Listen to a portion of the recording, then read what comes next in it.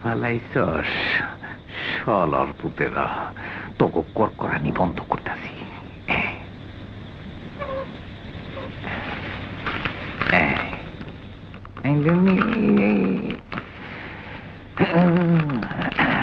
পেঁয়াজের রস শুকিয়ে গেলি টের বাবা।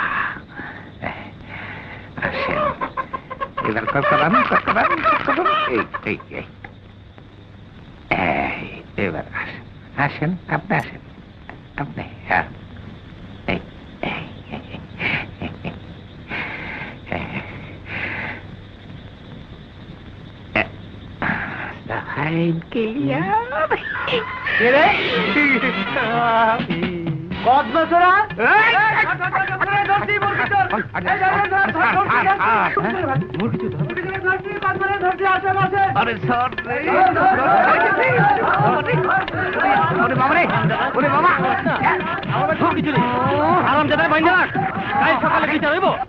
আরে ভাই, কদম চোরার চুরির কাহিনী নতুন করে বলার কিছু নাই।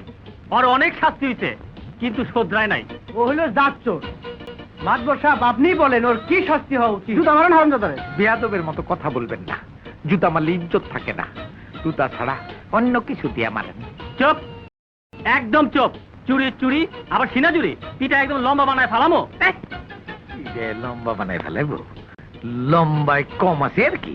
আবারও কথা শোন, পরে 50টা জুতার বাড়ি মার, আর গুইনা গুইনা 1000 বার কান ধরে উঠবোস করা। চল চল চল চল চল। মুরগি চুরি, হ্যাঁ?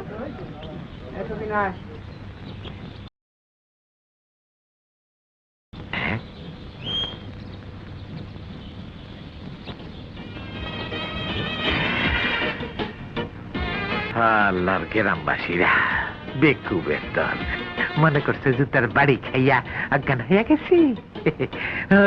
মন্দিরা এই অ্যাক্টিংটা না করলে পুরা 50টা জুতা বাড়ি খাইতে হইত।